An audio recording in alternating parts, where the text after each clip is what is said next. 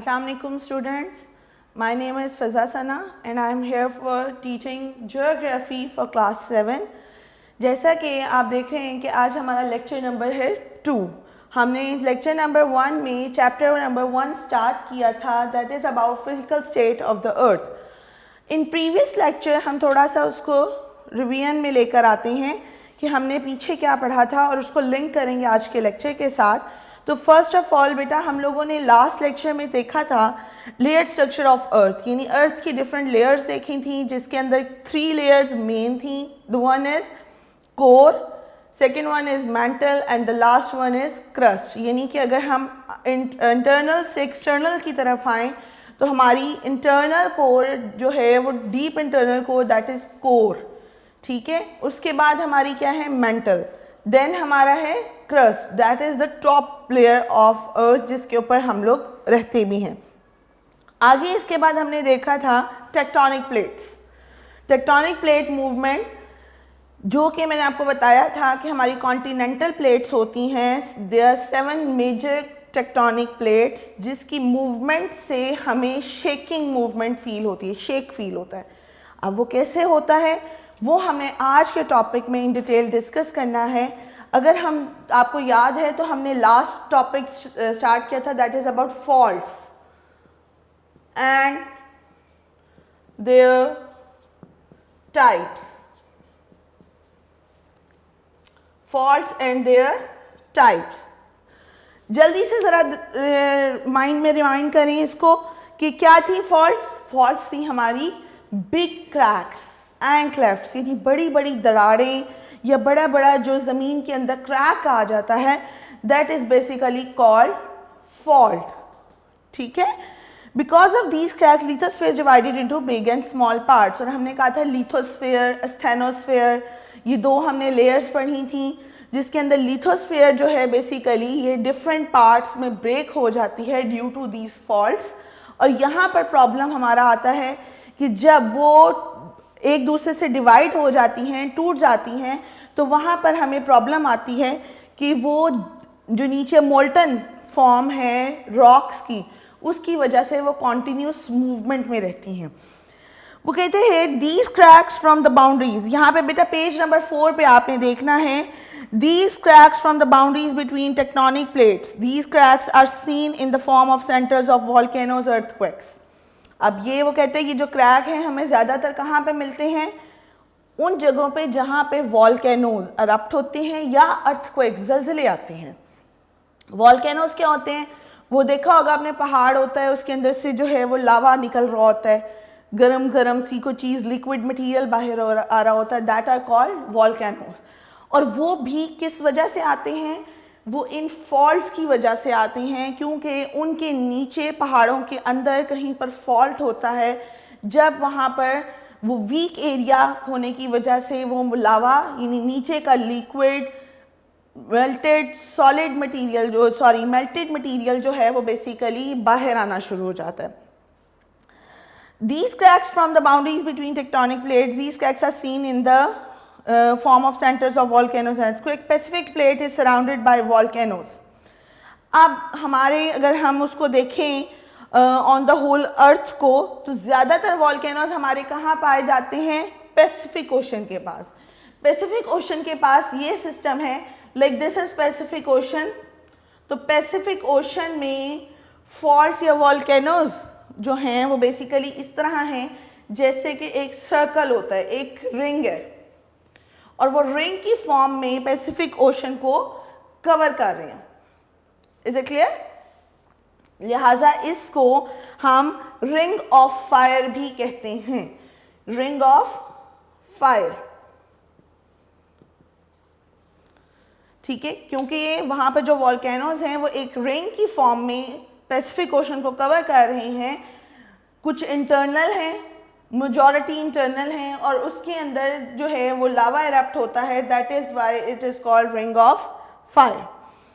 Usually the faults are formed in the weak area. कोई चीज़ में फॉल्ट कब आएगा, जहाँ से वो कमज़ोर होगा, ठीक है, यानी कि आपकी जो अर्थ क्रस्ट है वो वहाँ से वीक है, उसका डिस्टेंस मिनिमम है, वहाँ पर जो है वो आपको बेसिकली ज़्यादा फील होगा कि यहाँ पर वॉल्केनोज एरप्ट होने के चांसेस हैं या यहाँ से वॉल्केनोज एरप्ट होते हैं। The area where a fault forms is known as fault zone. The crack present in fault zone is called fault line. This is your important short question also. ये आपकी given है यहाँ पर। अब दो चीज़ें हम पढ़ रहे हैं। The one is fault line and the other one is fault zone. Now what is fault line? For example, this is the crack. Fine. This crack in the earth crust is called fault line.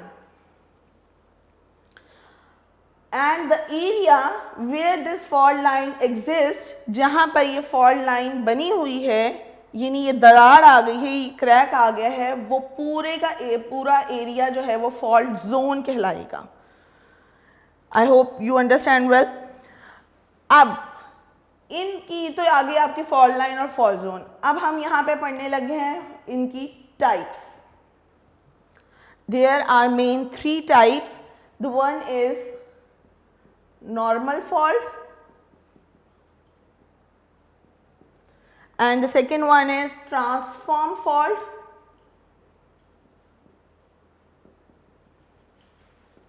And the third one is reverse fault. Okay, the first type is normal fault, the second one is transform fault and the third one is reverse fault. Now just do the reading of this from the page number 5. Normal fault. In normal fault, parts of the crust move in opposite direction due to removal of upper layers. Lava comes out through the weak portions of earth and volcanic eruption occurs. अब वो कहते हैं normal fault में क्या होता है। For example, these are the 2 plates. Okay? अब इसमें ये होगा कि ये opposite direction में जाएंगी। Opposite direction कैसे है? यूं। Fine? ये इधर मूव कर रही है प्लेट, तो ये इधर मूव कर रही है। ये opposite direction में मूव करेंगी। ठीक है? इसके अंदर क्या होता है कि आपकी देखें, अगर मैं इधर मूव करती हूँ और इधर मूव करती हूँ तो बीच में स्पेस क्रिएट होती है। इस स्पेस की वजह से लावा बाहर निकल आता है। यहाँ पर प्रॉब्लम आती है कि आपके जो ये वीक पोर्शंस हैं, यहाँ से लावा इरप्ट होने के चांसेस ज़्यादा हो जाते हैं।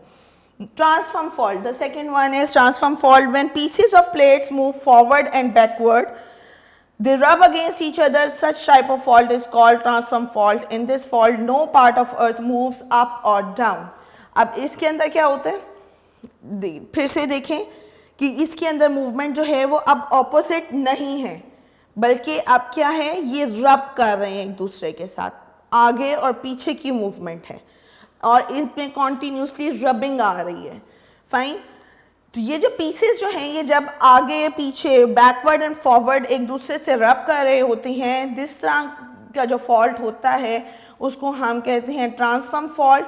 इस फॉल्ट के अंदर कोई भी पार्ट ऊपर या नीचे मूव नहीं करता, सिर्फ आगे और पीछे को एक दूसरे से रब करते हुए मूवमेंट आ रही होती है।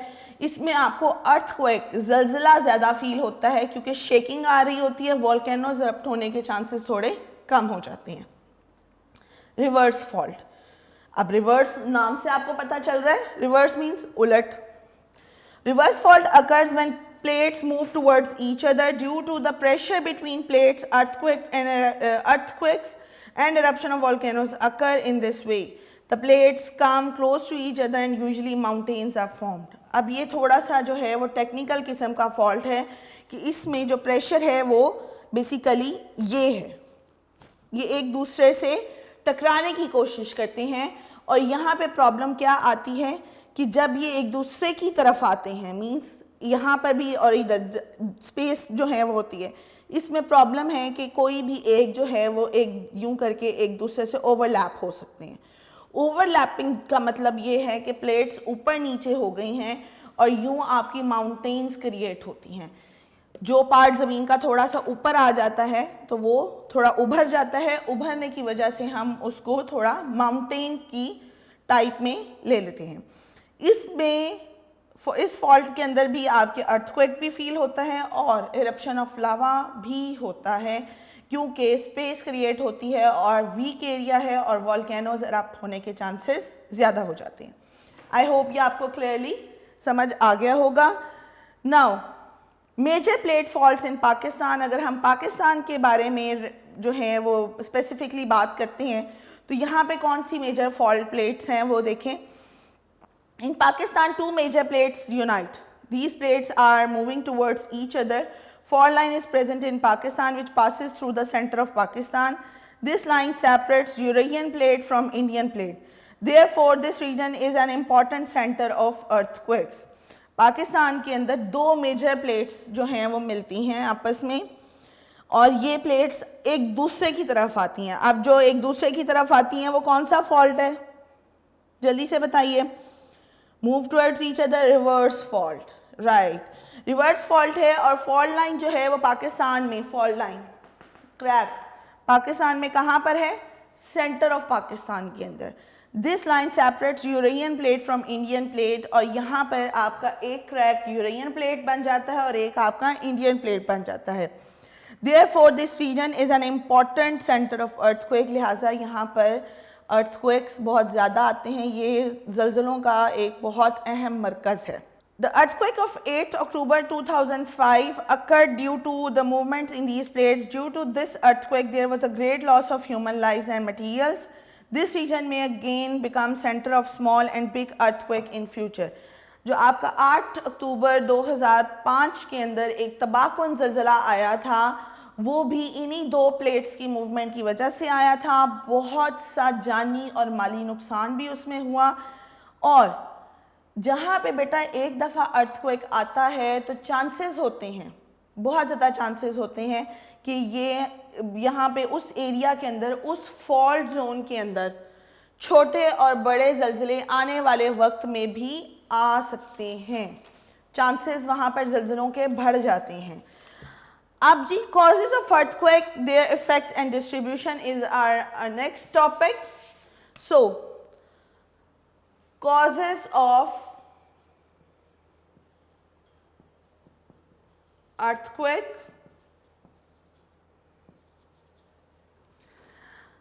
and their effects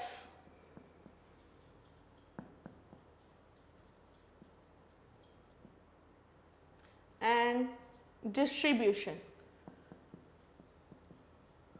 मतलब कि अर्थक्वेक्स के आने की वजह क्या है, कॉज क्या है, उनके इफ़ेक्ट्स क्या होते हैं और उनकी डिस्ट्रीब्यूशन कैसे है कि कहाँ कहाँ पर किस किस इलाके में ये फैले हुए हैं और किस तरह से फैले हुए हैं वो देखते हैं। First of all definition of earthquake. The vibration and shaking movement at the surface of earth is known as earthquake। ये आपके MCQs भी है, शॉर्ट क्वेश्चन भी है कि सरफेस ऑफ अर्थ यानी कि आपकी ज़मीन की सतह के ऊपर किसी भी तरह की वाइब्रेशन फील हो, शेकिंग मूवमेंट फील हो, that is called earthquake. Movements in the internal part of earth create shaking movements and vibration at its surface. वो कहते हैं इंटरनल पार्ट्स, अब ऊपर तो नहीं कुछ भी हिल रहा ना, हिल तो नीचे रहा है कुछ भी, इंटरनल पार्ट्स के अंदर कोई ऐसी मूवमेंट होती है, कोई हलचल होती है जिसकी वजह से आपको ऊपर की सतह पर वाइब्रेशन फील होती है, शेकिंग फील होती है।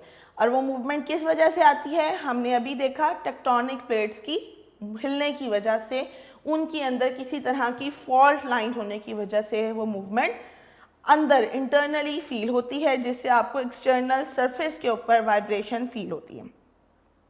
Earthquake occur due to movement in any part of earth. From this region the waves of earthquake travel in all direction. वो कहते हैं कि from this region, जब आपके for example this is the zone, ठीक है, ये आपका क्रैक लाइन है, वाइब्रेशन फील होगी बिल्कुल ऐसे, जैसे जैसे दूर होता जाएगा उसकी वाइब्रेशन और उसका नुकसान भी कम होता जाएगा। ये बिल्कुल आप इसकी एग्जांपल ऐसे ले लें कि हम पानी खड़ा हुआ हो, रिवर साइड पे जाएं या आप किसी पॉन्ड के अंदर आप स्टोन फेंकते हैं, ठीक है, आप स्टोन फेंकते हैं, स्टोन जब आप फेंक रहे हैं, आप जहाँ पे आपका स्टोन जाके गिरा है वहाँ पर एक सर्कल बना है और जैसे जैसे वो सर्कल दूर होता जा रहा है आहिस्ता आहिस्ता वो वेव्स गायब हो जाती हैं, उसकी लहरें ख़त्म हो जाती हैं। बिल्कुल अर्थक्वेक का भी वही सिस्टम है, जितना सेंटर के करीब होगा उतनी वेव ज़्यादा होंगी, उतनी वाइब्रेशन ज़्यादा होगी, उतना नुकसान ज़्यादा होगा। और जैसे जैसे ये फैलता जाएगा इसकी वेव्स, उसकी इंटेंसिटी भी कम हो जाएगी, शेकिंग मूवमेंट भी कम हो जाएगी। The waves of earthquake become weak as they travel away from the origin। जैसे कि मैंने आपको बताया कि जैसे जैसे वो अपने ओरिजिन से वेव्स जो हैं वो दूर ट्रैवल करती जाती हैं, उसकी वाइब्रेशन भी कम हो जाती है। कॉजेज ऑफ अर्थक्वेक क्या हैं? टू मेन कॉजेज हैं। The one is movements of plate and the other is volcanism. What is movement of plate? अभी हमने डिस्कस किया, दोबारा देखते हैं इसको। Most of the earthquake occur due to the movements of tectonic plates. When these plates collide with each other, the earth's surface vibrates. Wherever there is a fault line in the world, there are centers of earthquake.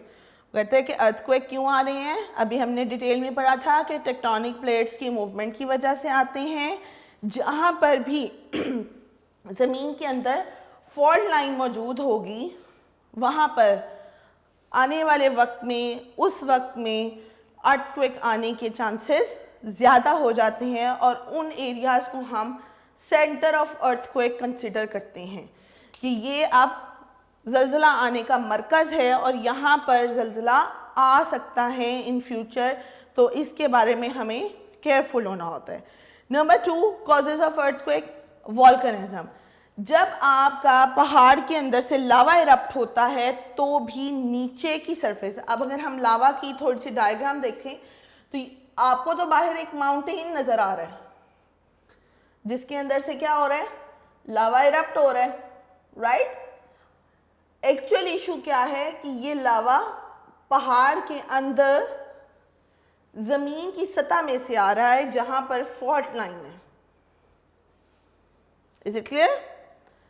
हमें तो वो बाहर लावा की form आ रही है और fault line के नीचे क्या है? मैग्मा। ये मैग्मा इस लाइन के थ्रू, क्रैक के थ्रू बाहर आता है और लावा कंसीडर होता है। Is it clear? ये हम आगे पढ़ेंगे भी इसको। Earthquake also occur due to volcanism when lava erupts out from any weak part of the earth. When lava erupts out any weak part of the earth, the earth surface vibrate. अब ज़्यादा बात है, यहाँ पर भी movement तो हो रही है।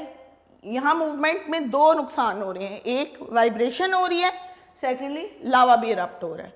तो ज़लज़ला यहाँ पे भी महसूस होगा और ज़्यादा इंटेंसिटी से होगा।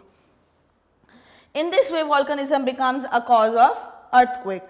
यहाँ पर भी प्रॉब्लम यही है कि वॉल्कनिज्म जब इरप्ट होते हैं तो उसकी वजह से आसपास के तमाम इलाके के अंदर आपको वाइब्रेशन फील होती है, अर्थक्वेक फील होता है। अब जी इफ़ेक्ट्स क्या होते हैं अर्थक्वेक के? डेफिनेटली बहुत से इफ़ेक्ट्स तो हम बेटा देखते भी हैं ना, टीवी में बताते हैं जब ज़लज़ला आता है कि बिल्डिंग्स गिर गई, ब्रिजेस ख़राब हो गए, लोगों के घर वगैरह गिर गए। तो बस उसी तरह से इफ़ेक्ट्स हैं, कोई बहुत मुश्किल वाली चीज़ नहीं है, ठीक है? आप जानते हैं इसको, समझते हैं। देखें क्या है, buildings are destroyed, people are injured and there is a loss of lives and materials. Buildings तबाह हो जाती हैं, लोग ज़ख्मी हो जाते हैं, लोगों की जान चली जाती है, बहुत सा जानी और माली नुकसान हो जाता है। The source of irrigation are affected and standing crops are destroyed. आपका सोर्स ऑफ इरीगेशन यानी आपाशी का निज़ाम क्या होता है? नहरें ख़राब हो गई, कैनाल, नहरें निकाली हुई होती हैं, छोटी छोटी कैनाल बनाए होते हैं, वो ख़राब हो जाती हैं, ब्रिजेस टूट जाते हैं, खड़ी फसलें ख़राब होती हैं। जब ज़मीन हिलती है तो अंदर से जो फसलों की जड़ें होती हैं वो भी हिल जाती हैं, जिससे आपकी क्रॉप्स को भी नुकसान पहुँचता है। The system of electricity, water and gas is disturb. आपकी इलेक्ट्रिसिटी लाइन, आपकी गैस लाइन, ये सब ज़मीन के अंदर से गुजरती हैं। तो जब ज़मीन के अंदर किसी भी तरह की कोई जो है वो गड़बड़ होती है, कोई वाइब्रेशन होती है, तो इनकी पाइपलाइंस फटने का ख़तरा होता है, जिसकी वजह से आपकी इलेक्ट्रिसिटी भी डिस्टर्ब होती है, पानी का भी मसला हो जाता है और अक्सर गैस की वजह से भी आग लगने का ख़तरा हो जाता है। Sometimes there is a fire due to electricity and gas problem. बिजली की तारों के आपस में टकराने की वजह से या गैस पाइप्स फटने की वजह से आग लगने के चांसेस भी ज़्यादा हो जाते हैं। Hurdles occur in the activity of rescue, क्योंकि रोड्स ख़राब हो जाती हैं, कई दफ़ा लैंडस्लाइडिंग हो जाती है, पहाड़ों के ऊपर से पत्थर नीचे गिर जाते हैं और रास्ते ब्लॉक हो जाते हैं। तो आपके रेस्क्यू के मामलात में भी, यानी कि लोगों को जो आप फौरी तौर के ऊपर तिबी इमदाद देने जा रहे हैं, उनको रेस्क्यू करने जा रहे हैं, बचाने जा रहे हैं, उसके अंदर भी हर्डल्स आ जाती हैं, रुकावटें आती हैं। These are also threats of floods. पानी है ना, देखें आप किसी बर्तन में पानी डालेंगे, ओवरफ्लो होता है, मतलब भरा हुआ होता है ऊपर तक, जब आप उसको नीचे से शेक करेंगे तो पानी क्या होगा, बाहर आ जाएगा। ऐसे ही होता है। तो यहाँ पर भी यही है कि जब अर्थ के अंदर, अर्थ सरफेस के अंदर शेकिंग मूवमेंट होती है तो आपके जो रिवर्स या आपके जो दरिया नहरें हैं वो भरी हुई हैं, तो उनके अंदर से सैलाब आने का ख़तरा होता है, आसपास के एरियाज जो हैं वो इफ़ेक्ट हो सकते हैं। The facilities of transportation are disturbed after the destruction of bridges and roads. इसके अलावा आपकी ट्रांसपोर्टेशन डिस्टर्ब हो जाती है, आने वाले वक्त में जितना भी नुकसान हुआ होता है, रोड्स टूट जाती हैं, उसमें क्रैक्स आ जाती हैं, ब्रिज टूट जाते हैं, तो जब तक वो दोबारा नहीं बनते आपकी ट्रांसपोर्ट भी उससे बुरी तरीके से इफ़ेक्ट होती रहती है। यहाँ पर बेटा हमारे कॉजेज़ भी हो गए, इफ़ेक्ट्स भी हो गए। Now come to the distribution of earthquake, कैसे फैले हुए हैं ये हम देखते हैं। Distribution of earthquake in the world, most of the earthquakes occur around the areas of Pacific Ocean. There are small and big cracks in earth crust in this area. These cracks look like a circle of ring. This region includes the areas of Alaska, Aleutian, Japan, Mariana, Philippines and New Guinea. अब यहाँ पर वो कह रहे हैं कि आपके जो बहुत ज़्यादा, जैसे मैंने अभी आपको बताया था कि Pacific ocean ring of fire, याद है अभी हमने डिस्कस किया है, वो एरिया बेसिकली ज़्यादा इलाके के अंदर उसमें जो अर्थक्वेक्स हैं वो डिस्ट्रीब्यूट हुए हुए हैं, क्योंकि वो वहाँ पर ज़्यादातर वोल्केनोज हैं। अर्थ क्रस्ट बहुत सी जगहों के ऊपर, डिफरेंट जगह पे वहाँ पे बिग एंड स्मॉल क्रैक्स मौजूद हैं, एरिया वीक है, जिसकी वजह से वहाँ पर अर्थक्वेक आने के चांसेस बहुत ज़्यादा हो जाते हैं। और उसके अंदर कौन से इलाके शामिल होते हैं वो नाम यहाँ पर उन्होंने मेंशन किए हैं जो मैंने अभी पढ़े। Number 2, the other big centre of earthquake in the world is ट्रांस-सिरुयन अरैक। दूसरा जो सबसे बिग सेंटर, मरकज़ ज़लज़ले का समझा जाता है वो ट्रांस-सिरुयन क्रैक है। ये एक बहुत बड़ा क्रैक है जिसका नाम ट्रांस-सिरुयन है। This crack passes through Himalaya and Indonesian island and reaches Persian gulf and Turkey. अब ये क्रैक कहाँ से शुरू हो रहा है?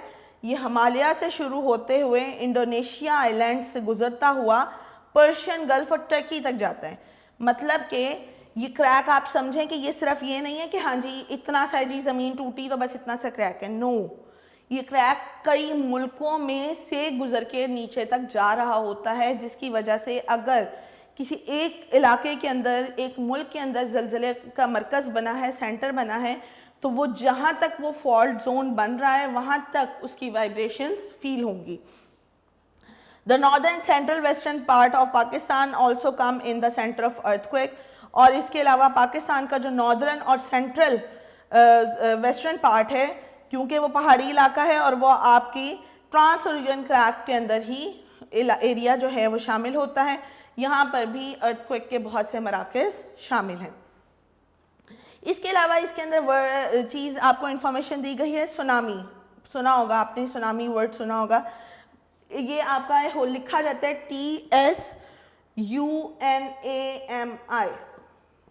इसके अंदर टी है वो साइलेंट होता है, तो हम इसको सुनामी पढ़ते हैं। फाइन, ये आपका जापानीज लैंग्वेज का वर्ड है। इसका मतलब होता है ह्यूज कोस्टल वेव्स। ठीक है, इसका मतलब है ह्यूज कोस्टल वेव्स, बहुत बड़ी समंदरी लहरें। जैसे कि मैंने अभी आपको पीछे थोड़ी सी एग्जांपल दी कि फ्लड्स आने का ख़तरा होता है। अब फ्लड्स दरियाओं में अगर और नहरों के अंदर आ सकते हैं, तो अगर फॉर एग्जांपल समंदर के नीचे जो हमारी अर्थ क्रस्ट है वहाँ पर क्रैक्स मौजूद हैं, जैसे कि मैंने पैसिफिक ओशन की बात की, तो वहाँ पर सुनामी आने का ख़तरा होता है, क्योंकि जब नीचे ज़मीन पे वाइब्रेशन ज़्यादा होती है, पानी उछलता है, अपवर्ड होता है, और वो जितना ऊपर जाएगा उतनी दूर जाकर गिरेगा और ह्यूज उसकी कोस्टल वेव्स बनती हैं। तो यहाँ से इशू आता है कि जब ये क्रैक्स जो होते हैं इनके अंदर फ्लड्स आते हैं, या आपको जैसे कि बताया कि अर्थक्वेक फील होता है, या समंदर के नीचे वॉल्केनो इरप्ट होता है, तो उसकी वजह से बहुत बड़ी बड़ी ह्यूज समंदरी लहरें क्रिएट होती हैं, और वो जितनी ऊंची समंदरी लहर होगी उतना ज़्यादा नुकसान करेगी। उन लहरों को हम कहते हैं सुनामी। ठीक है, आम अगर दरियाओं में या नहरों में पानी बाहर आए हम उसे सैलाब कहते हैं, लेकिन अगर समंदर के अंदर से पानी बाहर आ रहा है और बड़ी बड़ी लहरों की सूरत में बाहर आ रहा है तो वो सुनामी कंसिडर किया जाता है। अब हमने ये सारी डिटेल पढ़ी कि ये वजह होती है अर्थक्वेक्स आने की, ठीक है, इसके इफेक्ट्स ही होते हैं। अब हम इंटेंसिटी कैसे मेजर करते हैं उसकी? मींस देखिए ना, आपको अगर बुखार भी हो तो आप उसके लिए कुछ आपने रखा होता है, जैसे थर्मामीटर है, आप उसको मेजर करते हो कि भाई इतना बुखार है मुझे। तो अर्थक्वेक का आपने कभी सुना हो, अगर न्यूज़ आ रही होती है तो वो बताते हैं जी कि it's around 6.6 Richter scale, 5.1 Richter scale. ये क्या है, ये किस तरह मेजर होता है? Instrument and scales use to measure earthquake, ये आपका बहुत इंपॉर्टेंट शॉर्ट क्वेश्चन भी है और एमसीक्यूज में भी ये पूछा जाता है। The instrument use to measure the intensity of earthquake is known as seismograph. ये गौर करें, ये इस तरह की एक डायग्राम है जो आपकी बुक में ही बनी हुई है, ठीक है, और इसमें ये एक बॉल सा जो है वो टाई हुआ है। ये बॉल की मेजरमेंट जो है वो उसको देखते हुए हम बताते हैं कि कितनी इंटेंसिटी, कितनी शिद्दत का ज़लज़ला आया है। इंस्ट्रूमेंट का नाम क्या है? सिस्मोग्राफ। इंस्ट्रूमेंट का नाम क्या है? Seismograph. The intensity of earthquake is measured by a scale called a Richter scale. आप थर्मामीटर से आप मेजर करते हो और बताते हो कि जो है वो बुखार है जी इतना सेंटीग्रेड या इतना फ़ारेनहाइट, राइट? तो वो जो फ़ारेनहाइट है वो स्केल होता है। तो यहाँ पर हम अर्थक्वेक मेजर करते हैं सिस्मोग्राफ से और बताते हैं उसको कि इतना रिक्टर स्केल आया है, और इसकी इंटेंसिटी जो होती है वो 0 to 9 है। 0 to 9 मीन्स जितना 0 के करीब होगा उसकी मेजरमेंट या उसकी इंटेंसिटी, उसकी शिद्दत उतनी कम होगी, और जितना ये 9 के करीब जाता जाएगा उतना ज़्यादा नुकसानदेह और तबाहकुन होगा। ठीक है, और अभी तक अगर हम देखें तो ये आपके इसी डायग्राम के ऊपर देखें एक टेबल बना हुआ है, यहाँ पे डिफरेंट एरियाज़ के अंदर जो 1920 से लेकर 2010 तक मुख्तलिफ ज़लज़ले आए हैं उनकी इंटेंसिटी बयान की गई है, और उसमें बताया गया हुआ है कि कितने लोगों का जानी नुकसान हुआ, वेस्टेज ऑफ लाइफ हुआ। ठीक है, द इम्पॉर्टेंट पार्ट जो इसी से लिंक्ड है दैट इज़ वॉल्कनिज्म। अब हम इसको भी देख लेते हैं कि वॉल्कनिज्म बेसिकली क्या है। थोड़ा सा हमने डिस्कस किया साथ साथ, लेकिन अब हम इसको इन डिटेल देखते हैं जी। नेक्स्ट टॉपिक है हमारा वॉल्कनिज्म। कुछ चीज़ें हमने इसकी साथ साथ डिस्कस की हैं, आपको इंशाल्लाह समझ में आ जाएगा कि हमने बेसिकली इसको पहले भी डिस्कस किया है तो वो क्या था। The eruption of a hot semi solid matter magma from the surface of earth is known as volcanism. जैसे मैंने ये बनाया हुआ है, hot solid material that is called magma, जब वो सरफेस ऑफ अर्थ से बाहर निकल कर आता है लावा की फॉर्म में, दैट प्रोसेस इज कॉल्ड वॉल्कनिज्म।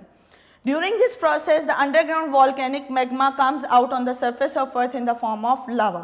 इस प्रोसेस में क्या होता है कि ज़मीन के नीचे से जो आपका वॉल्केनिक मैग्मा है, पिघला हुआ मादा, पिघला हुआ कोई सॉलिड मटेरियल जो नीचे होते हैं वो पिघली फॉर्म में है।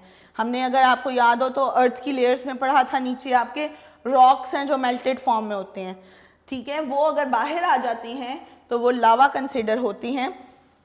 इन this process different rocky material and gases are involve. जब ये बाहर आता है तो इसमें बहुत सा रॉकी मटीरियल भी होता है, पत्थर छोटे छोटे भी उड़ उड़ के बाहर आ रहे होते हैं। इसके अलावा बहुत सी गैसेस प्रोड्यूस होती हैं। कोई भी चीज़ आप गर्म करते हैं तो उसका धुआं उठता है, फ्यूम्स उठते हैं, वो गैस होती है।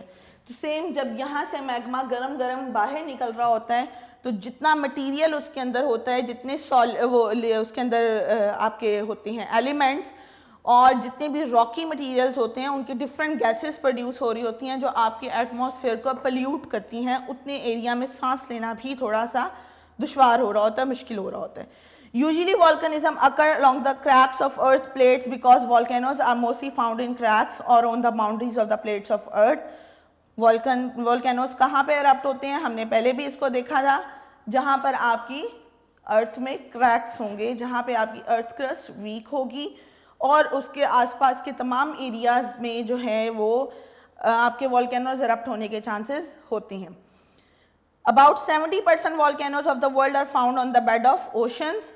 आपके 70% जो हैं वो volcanoes oceans के बेड पर हैं, यानी के आसपास हैं समंदर के। और कौन सा ओशन था, हमने बताया था Pacific ocean. Such volcanoes remain hidden due to their presence in sea, क्योंकि वो समंदर के अंदर होते हैं, अंदर इरप्ट हो रहे होते हैं, लिहाजा हमें इतनी ज़्यादा उसको आंख से देखने का जो इत्तफाक नहीं होता, लेकिन वो मुसलसल एरप्शन के प्रोसेस में होती हैं। यह आपकी जी पिक्चर भी बनी हुई है, आप गौर से इसको देखेंगे तो आपको आइडिया हो जाएगा। जो मैंने बनाई है that is the chamber of magma, फिर वेंट है, फिर लावा है, ठीक है, और बाहर निकल रहा है तो लावा है, और ये ऊपर देखो ये क्लाउड्स बने हुए हैं, फ्यूम्स बने हुए हैं, ठीक है, ये गैसेस प्रोड्यूस हो रही हैं। इफेक्ट्स क्या होते हैं वॉल्केनिज्म के? Volcanoes are form due to volcanism. These volcanoes keep on growing by the deposition of lava layers and repeated volcanism. Such features are found on edges of earth plates. ये जो आपकी हमने tectonic plates पढ़ी हैं, इनके किनारे किनारे के ऊपर ज़्यादा आपको मिलेंगे, पैसिफिक ओशन के बेड पे मिलेंगे। और कैसे इरप्ट होते हैं? जब उनके अंदर से मैग्मा बाहर आता है। The matter, gases and dust etc. which come out from volcanoes cause environmental pollution in the nearby areas. आपका जो ये मादा निकल रहा है, कुछ गैसेस हैं, डस्ट पार्टिकल्स हैं, ये सारे जो हैं वो इन्वायरमेंटल पोल्यूशन का बाइस बनते हैं। आसपास के इलाकों में ह्यूमन लाइफ और प्लांट्स दोनों को नुकसान होता है। समटाइम्स क्लाउड्स जो हैं वो ज़्यादा जो है वॉल्केनिज्म को रैपिडली इंक्रीज़ करवा रहे होते हैं और आसपास का टेम्परेचर जो है वो हाई हो जाता है, गर्मी फील होना शुरू हो जाती है। In 1902, similar incident occurred in West Indies when Mount Pelleas erupted, which caused great loss of life. एक बहुत जो है वो ख़तरनाक किस्म का लावा एरप्ट हुआ था 1902 में, जो कि वेस्ट इंडीज़ में माउंट पैले में हुआ था, और इसकी वजह से बहुत सा जानी माली नुकसान भी हुआ था। Types of volcanoes and their distribution. There are two types of volcanoes. Three types of volcanoes. Active volcanoes, dormant volcanoes और extinct volcanoes. ठीक है जी। एक्टिव वॉल्केनोज क्या होंगे? नाम से आपको पता चल जाएगा, जो एक्टिव हैं यानी कि जिनमें से लावा इरप्ट मुसलसल होता रहता है, ठीक है, वो कॉन्टीन्यूस है, उसके आसपास लोगों को रहने की इजाज़त नहीं दी जाती, क्योंकि उनमें ख़तरा होता है किसी भी वक्त में लावा इरप्ट हो सकता है। डोर्मेंट वॉल्केनोज कौन से हैं? जहाँ पर काफ़ी टाइम से वॉल्केनो इरप्ट नहीं हुआ, लेकिन देयर आर चांसेस कि कभी भी इरप्ट हो जाएगा, यानी आप कह लें कि खामोश लावा होता है, खामोश वॉल्केनिज्म है, कभी भी फट सकता है। और इसके भी ख़तरनाक नताइज होते हैं, क्योंकि एक चीज़ है जो काफ़ी अरसे तक नहीं जो है वो उसमें से लावा इरप्ट हुआ या वॉल्केनिज्म फील नहीं हुआ, लेकिन ख़तरा हर वक्त है कि कभी भी हो जाएगा। तो यहाँ पर जो है ये वाले वॉल्केनोज ज़रा डेंजरस होते हैं। एक्सटिंक्ट वॉल्केनोज क्या हैं? एक्सटिंक्ट वॉल्केनोज वो हैं जिनमें कभी लावा इरप्ट होता था, लेकिन अब उसमें लावा इरप्ट होना बंद हो गया है और आने वाले वक्त में कोई चांसेस ऐसे नहीं है कि लावा इरप्शन होगी। डिस्ट्रीब्यूशन ऑफ वॉल्केनोज में हम इन डिटेल देख चुके हैं कि वॉल्केनोज आपके ज़्यादातर पैसिफिक ओशन में हैं, उसके आइलैंड्स में हैं, और उसको हम रिंग ऑफ फायर कंसिडर करते हैं। इसके अलावा आपकी जो ट्रांसरोइयन प्लेट है, जिसके अंदर हमने देखा था कौन से एरियाज आते हैं, आपके हिमालय से लेकर इंडोनेशिया और तुर्की तक ये जाते हैं, ये तमाम के तमाम एरियाज़ के अंदर वॉल्केनिज्म्स एरप्ट होने के चांसेस होते हैं। It is in the third important area volcanoes is the area between ocean. It is in between Atlantic and Indian ocean. Atlantic ocean और इंडियन ओशन के दरमियान में भी जो है वो आपके थर्ड एरिया बनता है, जहाँ पे वॉल्केनोज दुनिया में सबसे ज़्यादा एरप्ट होते हैं। यहाँ पर भी रॉकी मटीरियल जो है वो बहुत ज़्यादा आता है, और एक इसी वॉल्केनो के एरप्ट होने की वजह से एक रिज बन चुकी है, एक चट्टान है जो समंदर के अंदर बनी हुई है, that is called mid Atlantic ridge. इसका नाम है मिड अटलांटिक रिज। यहाँ पे बेटा आपका chapter 1 that is physical state of earth ख़त्म होता है। आई होप कि आपने बहुत अच्छी तरह इसको अंडरस्टैंड कर लिया होगा। अब इससे रिलेटेड तमाम शॉर्ट क्वेश्चंस और लॉन्ग क्वेश्चंस आपने लर्न करने हैं। इन फ्यूचर हम इसको देखेंगे कि एग्ज़ाम्स होंगे या आपका जो भी हमने टेस्ट लेना होगा उसके अंदर आपकी ये लर्निंग होना बहुत ज़्यादा ज़रूरी है। इंशाल्लाह नेक्स्ट लेक्चर चैप्टर नंबर 2 के साथ मिलेंगे। टिल देन अल्लाह हाफ़िज़।